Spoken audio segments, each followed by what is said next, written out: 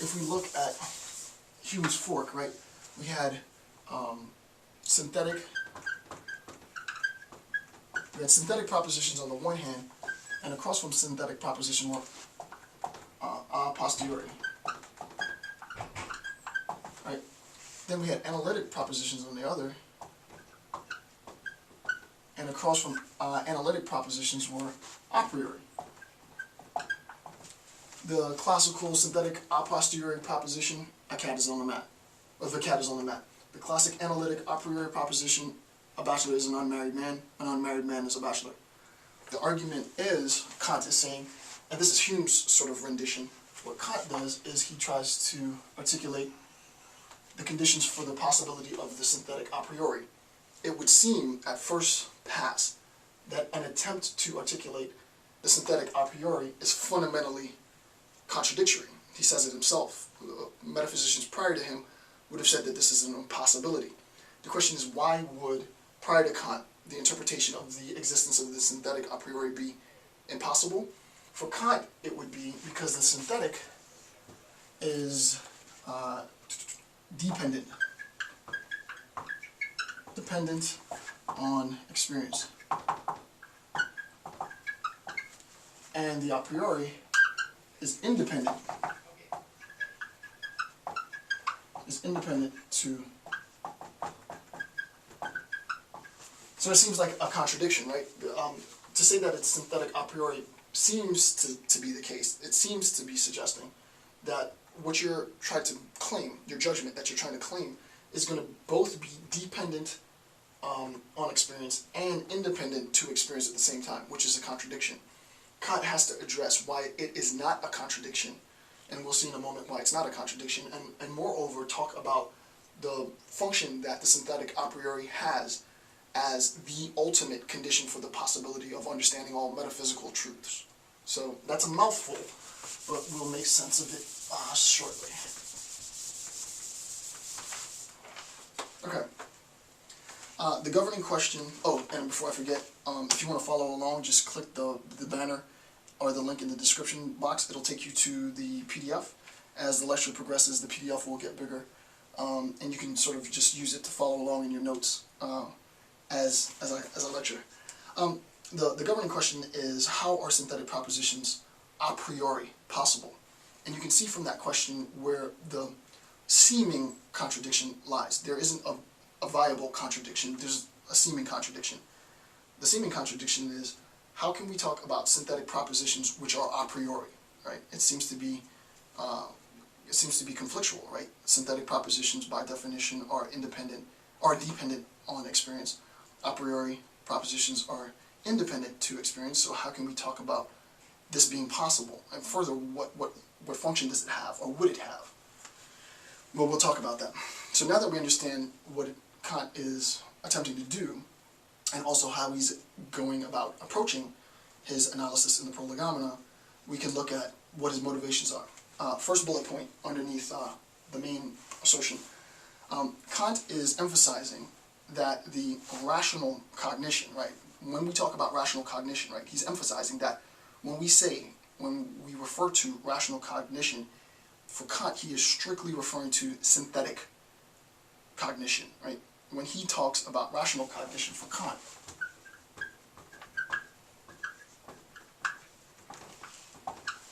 he is talking about is equal to synthetic cognition. So for Kant, when he's talking about rational cognition, he's talking about synthetic cognition. I'm going to leave this up for a while and we'll return to this idea. It may seem, for those of you who have studied sort of the rationalists, that this would not hold, right? By rational cognition, for the rationalists, they would mean analytic cognition. To be technical, they would mean analytic a priori cognition. For Immanuel Kant, and not only would they mean analytic a priori cognition, but they would mean, to be specific, all the rules and the structure that is derived from the principle of contradiction, right? Because we're talking about analytic a priori cognition, the foundation of all of our epistemological claims are going to be buttressed on the principle of contradiction. Now that's, for Kant in his time, that is a huge thing to critique, right? You're critiquing fundamentally at the time the underlying principles since Aristotle for all of logic. The claim is that analytic truths are true because they do not violate the laws of or the principles of contradiction. And what Kant is saying, he's addressing the problem in a different way. He's not doing away with the principle of contradiction. That's not true. I've heard in other YouTube videos people making some assertion to that effect, and that's false, right? He's not doing away with the principle of contradiction. He's not doing away with analytic truths. What he's doing is he's giving us a new function, and the new function in his paradigm is the role that synthetic a priori propositions play. Okay, so the next point that Kant is doing in this is Kant believes, right, in the analysis, the viability of metaphysics, right? He's saying that for metaphysics to be a viable discipline, it's going to be contingent on the solution to the initial problem, right? The only way that metaphysics is going to be viable at all for Immanuel Kant is if there is a solution to that initial question. And the question is, well, what is that question? The answer is, how are synthetic propositions a priori possible? We will talk about the viability of metaphysics as a discipline if we can first address how synthetic propositions a priori are possible. And we'll see in a second why addressing that answer, or answering that question, is important and essential. And not only essential, but sufficient, right? It's a sufficient condition for the existence of metaphysics, right? So we cannot address metaphysics or talk rationally about metaphysics and the role that metaphysics plays until we first address the question, how are synthetic propositions a priori possible? And addressing that question, answering that question, is a sufficient condition for then discussing metaphysics, if that makes sense. So I'll actually write that up. When we're talking about, if we want to talk about metaphysics, right? So if we want to talk about metaphysics, we have to recognize that a discourse on metaphysics is itself contingent on, right? A discourse on metaphysics is itself contingent on the solution to the question. And the question is, how are synthetic propositions a priori possible? How are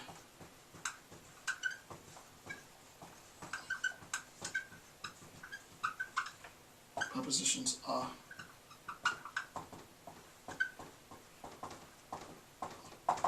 right? So first we have to address how, if we address, you can see this is a conditional if then, if we address how synthetic propositions a priori are possible, then we will be able to discuss metaphysics, right? Then we have satisfied the sufficient condition for discussing metaphysics, right? Then we can talk about our discourse on metaphysics. In a little bit, I'll explain why the answer to this question is so important. All right. Next point, the problem for Kant, right? Kant has a problem, and now you'll start to have a better sense of what it is that his what's the word I'm looking for? What his discomfort is, right? What his unease is with metaphysics as a paradigm of knowledge. You have to think about when Immanuel, and I'm not going to do a big history account because I don't do history in my lectures, but historically speaking, Immanuel Kant finds himself almost smack dab in the middle of the Enlightenment, right? And there's been this huge paradigm shift from a supernatural account of the world, a very theological account of the world, to an extremely scientific account of the world. And science is now the reigning paradigm for describing reality.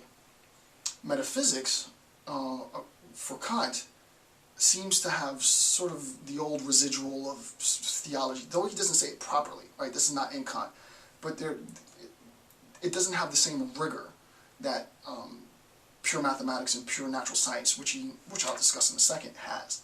And what he wants to say is, if we're going to do metaphysics, we have to elevate it to that level of analysis, right? It can't be that we're making our assertions and our judgments and our formulating our propositions without recognizing where they fit properly. So what he really wants to do is he wants to make sure that all of these propositions and the judgments that follow are appropriately classified. He's really, in a sense, doing a taxonomy. To be technical, he really is doing a taxonomy.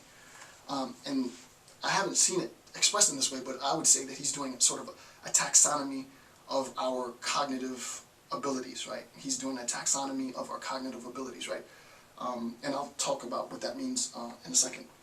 So the problem for Kant, it does not reside in epistemological claims, right, made about the principle of contradiction, right?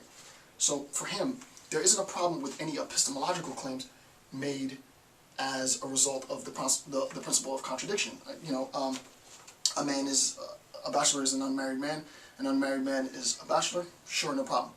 I can say you cannot both be here and not be here at the same time. Sure, no problem. Granted, Kant would say that, you know, what you're saying is ultimately meaningless. There really isn't anything you're saying. It's tautological. It's true, but you know, I'm not gaining any information from that. He's not interested in that. He's not debating that. He's not debating the truth of that, right? So Kant is not debating the truth of analytic a priori statements. He's not debating the truth of synthetic a posteriori statements. What he's doing is creating a space, if you will, for the synthetic a priori judgment, right? The synthetic a priori, and the role that the synthetic a priori plays in our cognitive ability. Now, to express, and the last one, to the fourth bullet point, will really sort of articulate what Kant is doing here, what his unnerve is, what his unease is. The problem for Kant resides in the dubious attempt, right? The problem for Kant resides in the dubious attempt to cast a posteriori judgments as a priori judgments. I'll say that again. For Kant, right?